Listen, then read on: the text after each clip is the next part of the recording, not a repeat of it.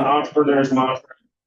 Uh, just out of curiosity, what are some of the passions that people have? So like passions requirements, like what are some of the things that you're like are important to you as far as you consider them a passion? Pickleball. Pickleball. Travel is big for a lot of you guys. Lake time. Late time. Yeah. Yeah. Shopping's kind of important. I feel like, I know it's the holiday season, but I feel like the holidays are every day. Might be all fine. Oh, gosh. No talk here. Next time. Me too. I don't know if you can tell. But anyway, so I mean, I personally think passions are. Hey, this was like 20 years. I personally think passions are very important You because got all of it. the goal of everything we do is to have a why. That's why it goes back to your why, in my opinion, because what's going to make you come to the office on days that you wake up not feeling it? Because that's that's where you become a master of what you do and where your passions lead through. Because if you're not willing to do what you're supposed to do when you don't feel like doing it, then that's what it takes is discipline. That's part of the reason we have so many people that are successful in here. Like it's not a random thing that the top 15 to 20 agents in our office come here every day. And we've made the point before, we've said it a lot in class, all of us have, that if the common denominator of the top 15 to 20 agents in here is they're here every day. You can sit on our couch in the lobby and it would tell you who's successful. I know that you hear that a lot, but it's the small things every day. It's showing up and doing the small things every day, which I know we're going to get to later. But I was just curious a lot of the passion because that's what it's all about. We want to make more, so we're not just making enough to get by. The goal of this business, the beautiful thing about this business is it gives you things are possible. I mean, I went to the Royals Fantasy Camp twice. A lot of times people don't go to the Royals Fantasy Camp, kind of expensive, until they're in their 50s, 60s. I was able to go twice and I'm not even 40 yet. And that's pretty cool because and that's one thing I was passionate about. The first, and I'm using just a couple of examples personally real quick, but my wife was able to stay home for the first 7 years of my kid's life because of real estate. That would not have been possible at my previous career. But the thing is you can make a lot or you can make, but this is possible. And that's one thing that I love. That's one of my biggest things about Remax Heritage is that's why I like being at Remax Heritage, because we're in an office full of producers. We're not in an office where the top number one agent's an average producer. Like if you hit our top 10, it's a big deal to hit it. I know that's not directly correlated to this, but I mean, we want to have this business should be fun. We should enjoy doing this business. If you don't like talking to people and it's like, it makes you nervous. I mean, we all get uncomfortable, but if you don't like talking to people, it probably ain't the right business for you. Like helping people accomplish big goals. That's the biggest thing. So moving to the next page, we're going to look at our transaction benchmark for the year. So you're going to try to figure out based on your entrepreneur's mantra, which it might take some time for you to figure that out, obviously. But just to give you guys an idea, that's part of your homework is dialing in those numbers. But we're going to just work off of 200,000 for entrepreneur's mantra. So my handwriting is not as pretty as Ashley's, so I apologize in advance. So what is our average commission rate? What's your average commission rate? Would you say? 3%? That's the goal every time, right? The office average is 2.77. 2.77. So maybe you go 2.75. Yeah, and then 2.73 is the average for Kansas City. So we'll say 2.75 is the average. And that's exactly why we bring it up, because if you work on 3%, you're gonna overshoot. Right, because every once in a while, You gotta give a little sometimes to make deals happen, which we don't all like doing that, but. So that's why it's really important, if you can lock in 3%, to lock it in. There'll be other deals where you'll have to come. I'm with you. And then next is the average sales price. Well, anybody have any guess as to what our average sales price in the office is?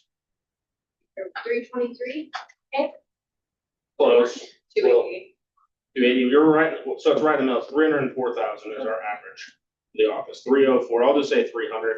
That's the close. So.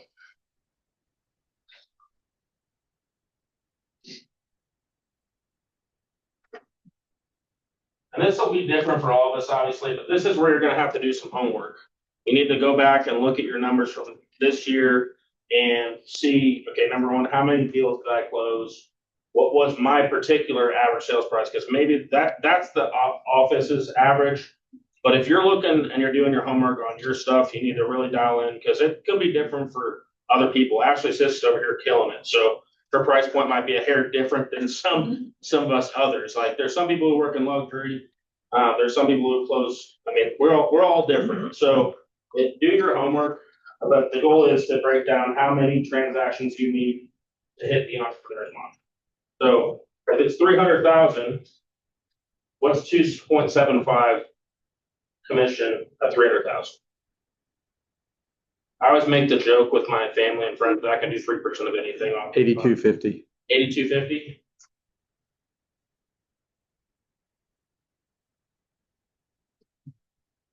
So 8250 divided by 200,000. That's going to get you your transaction benchmark in this example. 200 divided by 8250. Right. 24. 24. Is 24 transactions achievable? Yes. That's 2 a month, right? And we can all do that.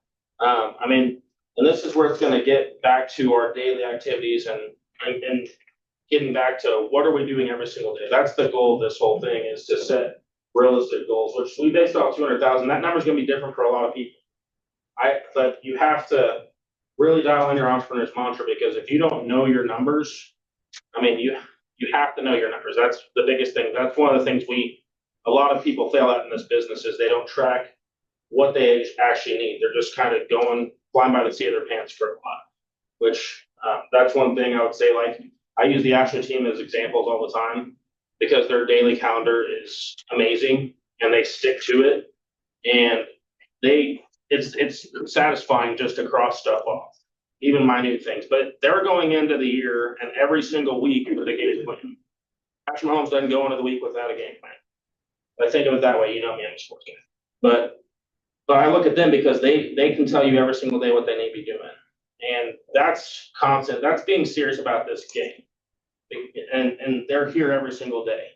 You know, I know there's some people who they have another job or they have other obligations that they're not here every single day. And I'm not hating on them at all. But you got to be serious. If you want to hit your goal, I mean, this is a business. We have to treat it like a business. And if you're not serious about your daily activities and your goal, you know, following and tracking your goals throughout the year, then you're going to probably end up disappointed. I mean, there are some people who have their best year and they don't track stuff, but it'll make you go crazy if you're not following along. So we use the Workman success tracker. Yeah. We've expanded it, so it's a lot more detailed, but. Right. And you start with your top advocates. But I'm talking about tracking. To Oh, see yeah, yeah. Where closings are coming from, what our average commission is, what our Right. average. Right. And you have that because you plug it in and you keep it, you use it. So, Oh, yeah. and it's just like a CRM. What's the best CRM?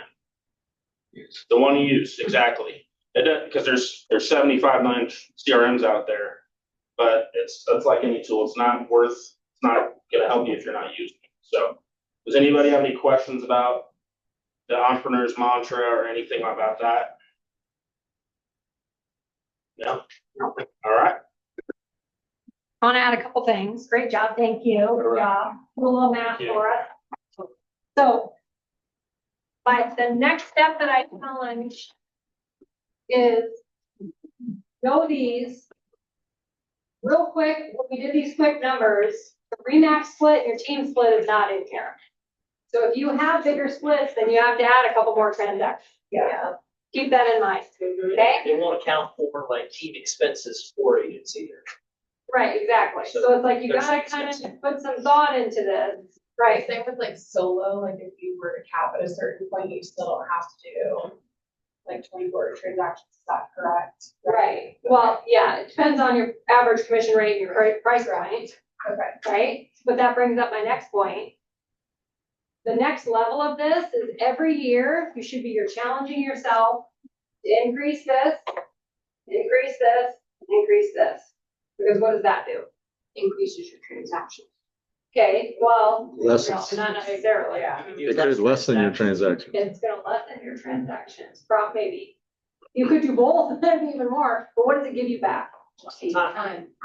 Time and Freedom. balance, freedom. That should be the goal. Or maybe not, it's up to you, you know what I mean, like, whatever, but, and if this is your bread and butter and it just always works for you, then live in that space. But imagine you need to ask yourself, what if I changed 2 sales a year to $600,000?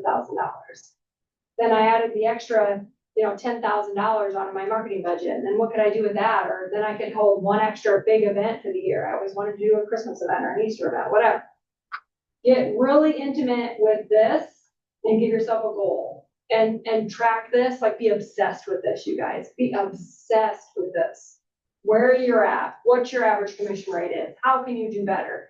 On that once a month block that you guys have and you're working on your business, if this number is low, because you gave away the farm every time, if this number is 2.3, I need you to tell yourself, I have to get coaching on negotiating my commission.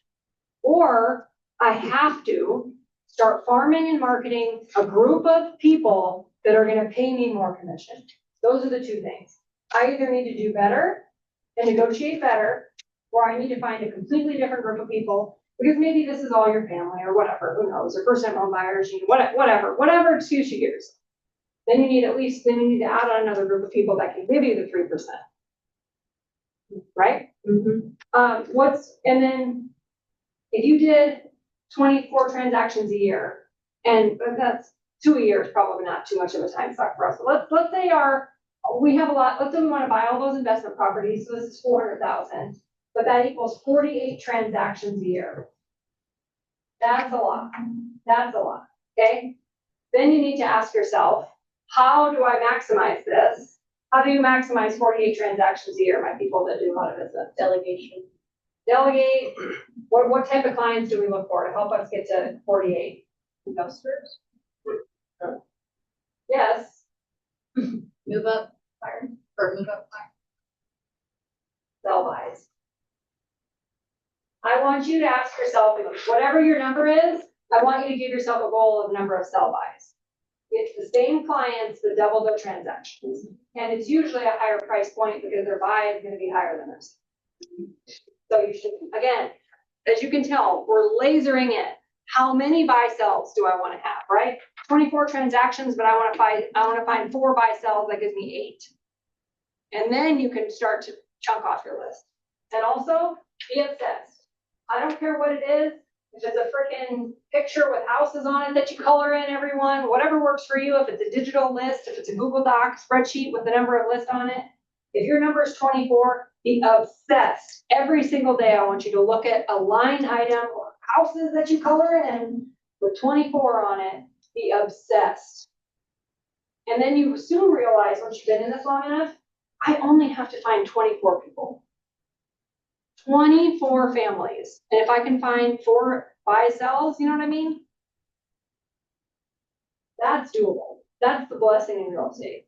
Our mortgage lenders have to get 3 times the clients because they get 1% versus our 3%. 3 times the amount of people. Granted, I know they don't put the feet on the ground like we do for the transaction, but like you get it. Okay? Okay, let's move on. Yep, be obsessed. Okay. I think we hit on clarity and maybe some focus things there. You told us to remind you when we hit on the things we were looking at. Yes. Yes. Some things that did, we saw yes. numbers. Thank you. Shane. Got it. Let's take a quick peek.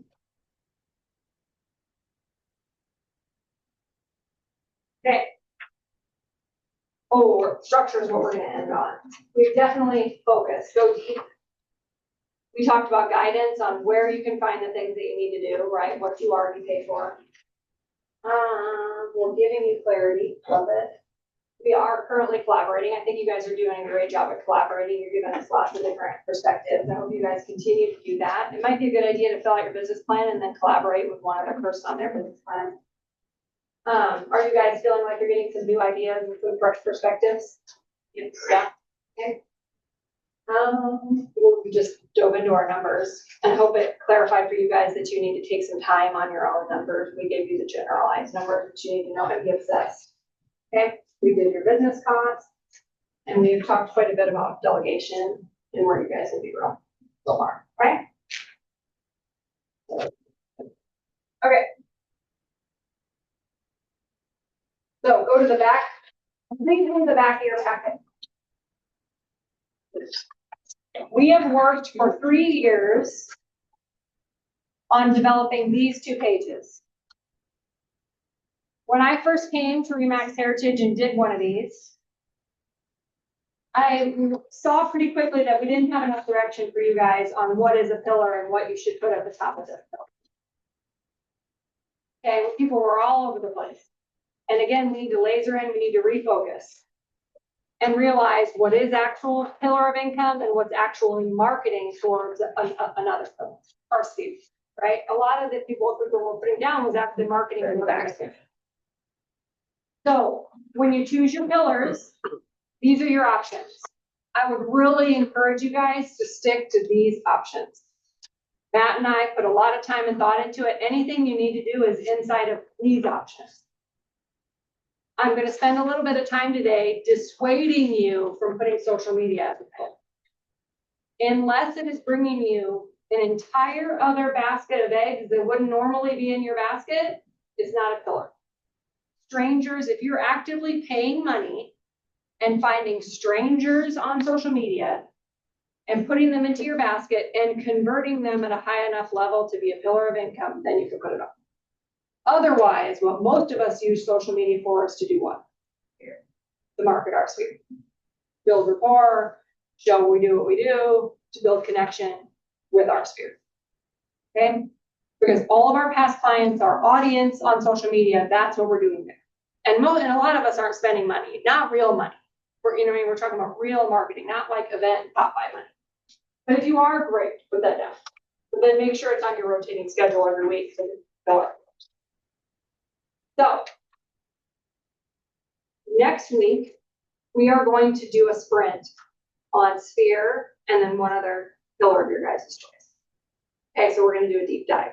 Your sprint is part of your homework. Right now, you're going to pick your pillars. A sprint is really your action plan. Okay, if you find your sprint real quick, so you guys understand what's available to you in here. I think it's right before it is. It's Z. Your number 1 sprint is going to be your number 1 pillar and so on and so forth. Remember, like I said before, there's a delegation box at the end. I get it if you don't have anything delegated for next year, but that should not be the plan for the year after that. Okay, so maybe subsequently put 2027 and I want you to put somebody in there. Some portion of what you're not naturally good at should be delegated by a goal in 2027 to somebody else. Okay, and it will help drive you to push and to make money be successful this year and help pay for that next. Other advice. Look at what brought you income this year. Don't guess. Okay? If you don't have a lot of income, then you are going to have to figure out what you're going to focus your time on and go on. But if you had income this year, get laser focused on what actually brought you income. The other thing is, most of you, I really discourage you from choosing 4. 4 is too many. That's hot. Number 1 is going to be your number 1 income, probably sphere. Sphere, we say, is really past client, database, friends, family. It's really incorporating everybody because that's who you're going to invite to your events, send a pop by, touch every year, 33 touches or whatever your touches are. That's all the same group, and that's why we group them again. Okay? If you have a pretty aggressive post-close campaign or a referral program, that could be something else out of your past clients. So most of us, it's all grouped together. Your second pillar is something that you want to put energy into or that you're naturally good at or has brought you income in the past. A lot of people, it's open houses, team income, business to business, investors, Zillow, social media, Zillow or both, anything online. Could be deal farming and mailers, FSBOs and expires, and most of us put that on there, but it's not really, right? And then number 3, if you pick one, my new agents, I'm actually really okay with you just focusing on 2. Studies say that you can only really gain real progress on 1 skill a year. And like David said, we are way too shotgun approach on our skill. So I've been saying this year, so I want your 3rd pillar, I want you to think about being a skill-based pillar. Whether it's, again, open houses, investors, geo-farming, FSBOs and expires, whatever that is. But you're gonna commit to coming to every class to develop that skill, to taking every online course, following every famous person out there that is great at that specific skill. And every week, I want you to do something to do with that skill. Okay? And commit to it for the whole year. And if it's something that like open houses that brought you money this year, then deep dive into that. And it also means maybe spend more time and energy, more signs. Go the day before. Our team door knocked every neighborhood we did an open house on Thursday afternoons. It went live on Thursday. We door knocked and invited all the neighbors. We maybe had a Friday neighbors only open house, depending on the neighborhood. And then when we had the open house on Saturday. Our signs in California, they were really picky, so we had to put our signs out that morning, but ideally for you guys, it's Thursday or Friday. More signs, the better. I know it's annoying, trust me, I also hate it, but it is what it is. We are business owners, that's what we have to do. Or delegate it, because our admin puts out all our signs. And it's the best thing. She's has so much energy and she loves it. I'm like, and we're in heels or whatever. It's so number 1 is your income. Whatever brought you the most income last year, or whatever you want to focus the most of your time on. Number 2 is something you're naturally good at or is already working for you or something, because it really has to be, you're going to spend enough time on it that I want you to enjoy it, or at least promise to enjoy it. And then the 3rd one is skill-based. If you then also happen to have like a random group of a breakfast club or something else, or an investors, maybe you'll put them on number 4 and spend a very 5% of your energy or your resources towards that. But most of you is going to be 1 to 3. Okay, so take a few minutes, look through the pillars, and let's choose your pillars. If you don't want to commit to your pillars today, that's fine. I learned something last summer in Recruiting 101, and I made this for you guys yesterday on Canva while we were sitting at the desk, because ours was in a big fancy book and I couldn't replicate it, so I built one for you. We went to Recruiting 101 in Denver last summer. We spent a week listening to all these amazing ideas, how to recruit agents at a high level, all these really high level concepts in the psychology behind why agents would choose us and what we're looking for. And I've been to a million of these. Raise your hand if you've been to like a conference or Remax something, right? What's the number 1 problem with going to a big fancy conference and getting all these ideas at one time? Too much info. Yes. Okay, this is the secret to that. We ended our Recruiting 101 week with a list of things that we wanted to do, and then we literally took them, put them into a 30-day spot, or a 60-day spot, or a 90-day spot, because some of them built on each other, right? I had to develop a transition plan worksheet for agents coming from other brokerages, 30 days, 1 week, 2, the day of the move to give them help. And then after I built that, then I could make sure and give it to everyone that I recruited, right? And then I could make sure and follow up on a checklist on what if they did everything, or if I could help with anything on the transition checklist, or I probably needed to go back after I utilized it for 6 months and see what was missing on there, what needed to be updated. You get where I'm going? So I promise you, please take me at this. If you want to do something different this year and implement more of your business plan than you ever have before, this is it. Take your sprint, and this is for all of it together. It doesn't have to be for 1 sprint. That's like too much. Take your 1, 2, or 3 sprints together. Then take this paper, and I want you to pick the different to-dos, and I want you to ask yourself, the stakeholders, who's going to do it, again, because I'm going to make you guys realize that I don't want you to do everything yourself. What are the tools you're going to use? What classes are you going to come to? Or maybe you're going to write down every Monday from 2 to 3, I'm going to work on this skill. I want to go to Buffini. I want to go to Shane's class on that. I want to get mentorship for this. Whatever it is, that's this. Remine, maybe if it's geofarming, so remine, that's gonna be your thing. And then give yourself a goal by when. And if it's 30 days, most likely it's in the first 30 days. Okay? And then what we ended up doing was some of the stuff I realized I checked off my 90-day list, but then I came back and did my 30-day list. And we made sure in 90 days, we checked off every damn thing, and it was the most productive thing I've ever done. We implemented an entire new program for recruiting, and we used more of the amazing ideas than I could have ever imagined that we could. And I filled it out as fast as I could afterwards because I was still inspired and understood the concepts behind what they were teaching us. I didn't wait. I did it right away. Okay. So I highly, highly encourage you. If this is overwhelming, don't do it. We have a shorter version in the packet. But if you're really like somebody who likes to dive in and you're really open to it, or you've been really stuck and you really want to change your business and implement things, this is it. I promise you, this is it. I feel like this is a great thing when we meet with, because I don't know if anyone else meets with Dave over like last year's business plan.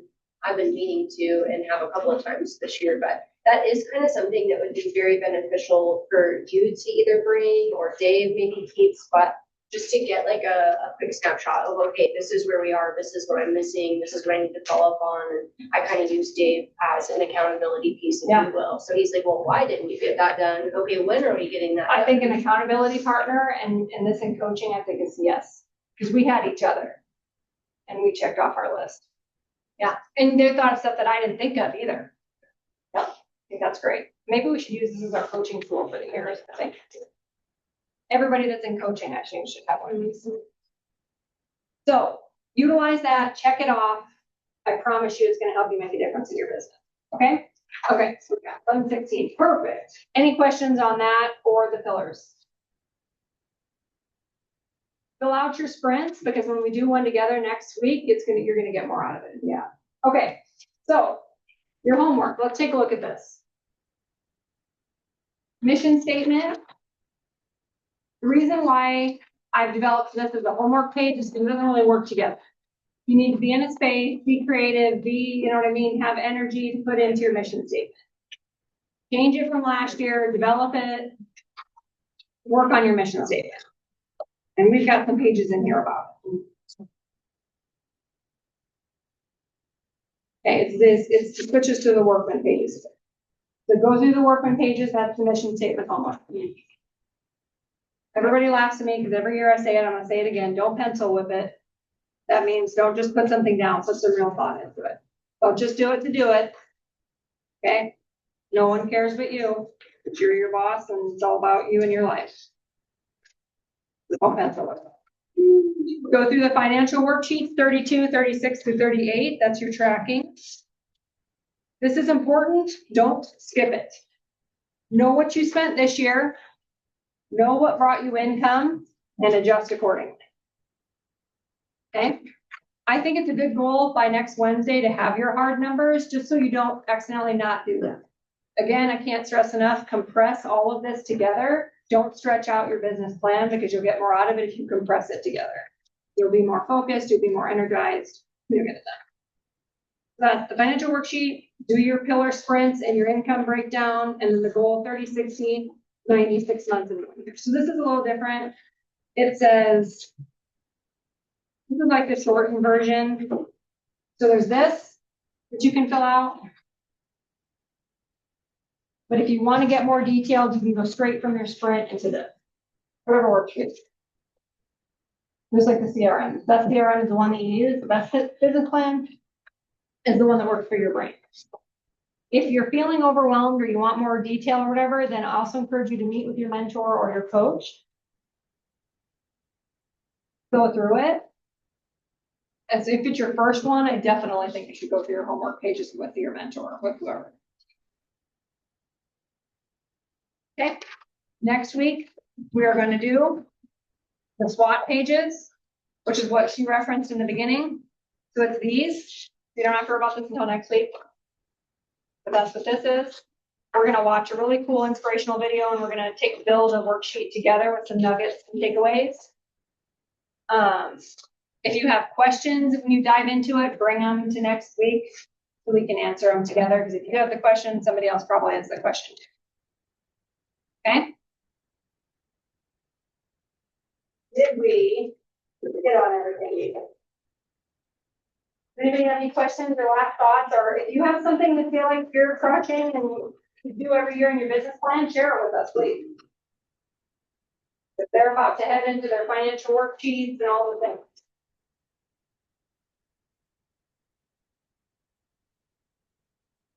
For me, I learned that, like the seller disclosures, the sprint should be a multi-day project, because you think of things, right? And get more specific than you think you have to. Because if you're actually going to do a task and put it on your calendar, you're gonna have to be more specific. So start with your sprint and add to it every day over the next week. And get realistic on your business costs, right? Get your bank statements, whatever you have to do.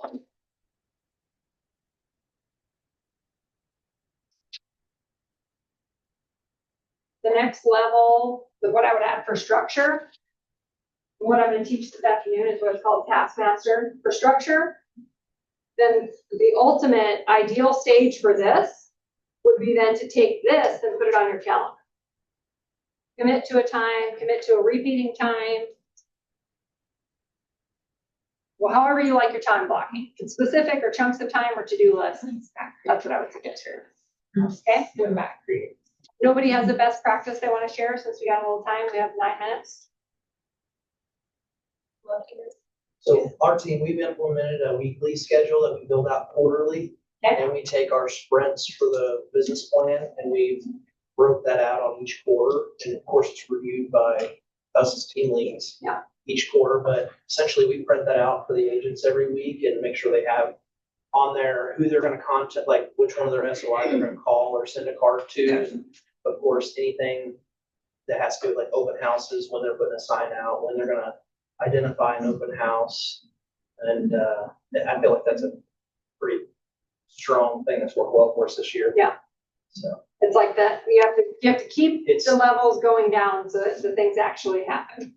yeah, it's the 30, 60, 90 day essentially on paper in front of you every single day. So that you can just check them off. There's no time associated to it, so you don't get kind of overwhelmed by it. I agree. I don't like But- times on stuff. It makes me feel like I fail all day long, or I'm constantly like, oh crap, I'm supposed to be doing this. It just makes it, one small obtainable goal per session or whatever. And so you check one off, then you just go on to the other one, forget about everything else. Yeah. Just do the next goal. Before you go home, you have to have all that done. So if you want to leave early, get all your stuff done, you can go I home. love that. And of course, there's room after you get it done to do any other type of networking or appointments or prospecting. So. Yeah. But the thing with that is making sure that if you are not on a team and have something like that in place, is to have somebody who's gonna hold you accountable. Right. Yeah. So that's the other huge piece. Yeah, we meet weekly and go over how many meaningful conversations it took to get to a contract or an appointment kept, or a contract signed, to closing. Yeah. So tracking all that, just talking as a group, like, hey, what worked for you? And what can we do differently next week? It really helps collaborating and holding each other accountable on a weekly basis. I think that's one thing, call that masterminding if you're not on a team, right? Figure other people in a similar production to you, that have similar goals as you. Those are the two things that come together for mastermind. Similar production, similar goals. Growth or steady, whatever, it doesn't matter, but you have to be in the group of people with similar production and similar mindset and plan for you. I definitely agree. I think the chance of us, we just increase our chance in actually doing it so much more. Yeah. Conversion rate is a huge thing too. We need to be obsessed with our conversion rate. How many people do we need to talk to every day and every week to get the amount of deals that we want to do every year? The one thing that it'll identify for you is how many meaningful conversations it takes to get to one closing. If you have your entrepreneur's mantra and you've got a goal of 50 transactions and you're not having enough conversations, Right. then you're never going to hit your goal. So it helps identify, like, if open house is one of your pillars and you need to have 2,000 conversations to get that little chunk of closings, then you got to have more open houses, or get to perfect your open house and have more conversations at each one. Right. And how to do that is like one of the big things that is pointed out to us that kind of an eye opener is A lot of people don't knock doors. They don't knock any of the neighbors' doors. And so if you've got 2 visitors or even 5 or 10, let's say you have 5 meaningful conversations, you just missed out on 40, 50 neighbors. And putting signs out and talking to businesses and letting them know what you're doing. Hey, I'm gonna put a sign in the corner of your lot. Here's my card. And inviting them too. There's a lot of missed opportunities there. Well, and it's, the open house is, the reason why it's so great and we push it all the time is it's one of the only opportunities where we have a product that we get to stand in front of people and say, here's our product. Yeah. Because that's what works. And so, and neighbors, we have a reason to knock on their door. Just like we talked about the mailer. We have a reason to call them. That's why it works to mail and then call. The open house, because just to knock on someone's door, probably not so much, but you reference that physical product over there and you have a reason to talk to people. I agree. We had, in 2018, like I said, I was required to hand out 50 flyers every Thursday afternoon. That was a requirement on my team. I had to, rain or shine. If I couldn't do it Friday afternoon because it was raining, then guess what I was doing, or Thursday afternoon, guess what I was doing Friday morning? Well, so I have a pretty big SOI, and one of the things that can be overwhelming is seeing how many SOI we have.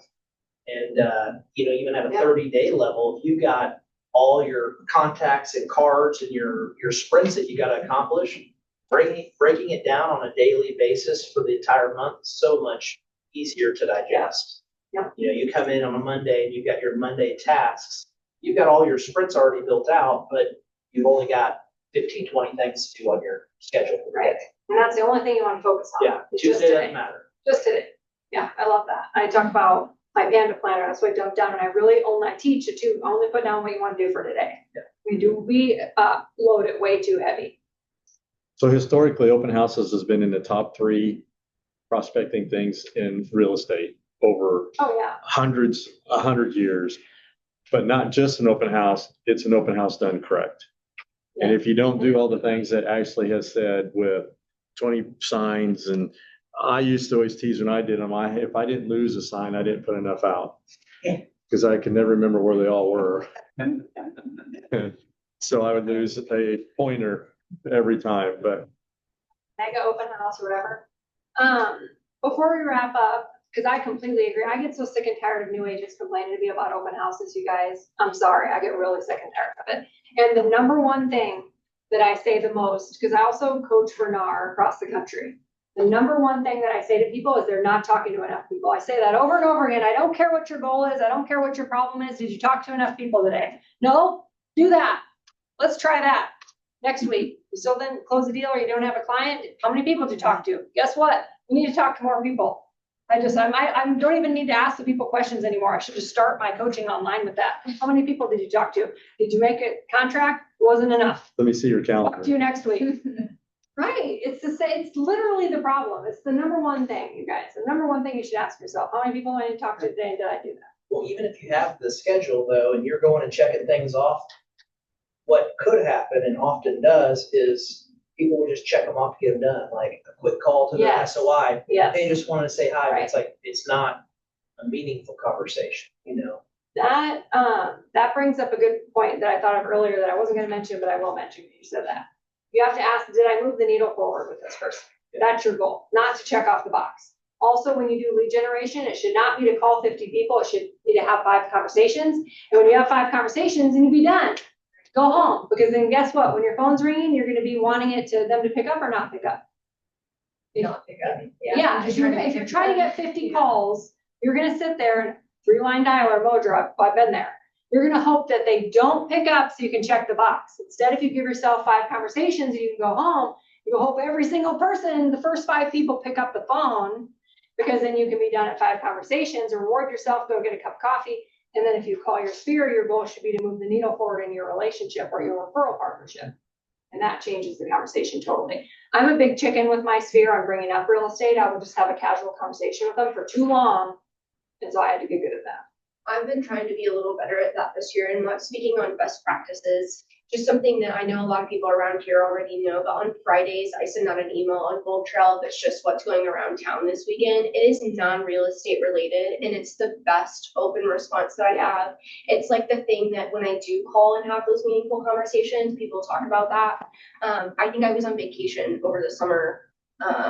and someone had said, I didn't get the email today. Oh my gosh, and I had chat to make me one really quick and it got out, but like, that's something that I have struggled with is I hate bringing up real estate and feeling like that's the only reason I'm calling these people because that's not me. I'm not calling to sell you real estate. Am I calling it a bonus of you giving me a referral? Sure, absolutely. I'll be happier than ever. But what else am I offering you outside of real estate? And sometimes it's just checking in with them. Did I creep their social media and see that they lost their dog or that their mom is sick or that they've had to travel a lot for work or like what can I get into to, like you said, help move the needle forward? It isn't always real estate. Not every single call, email, Relationship card connection, should or be more, real whatever it estate. is.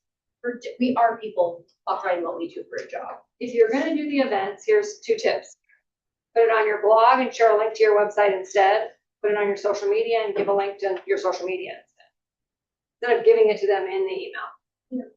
Have them one step further, or put some on there, but put maybe the sum for the area, but then have them click on the link for something else. That would be my tip for that. Anyone want to share a quick takeaway before we close? What was your top takeaway?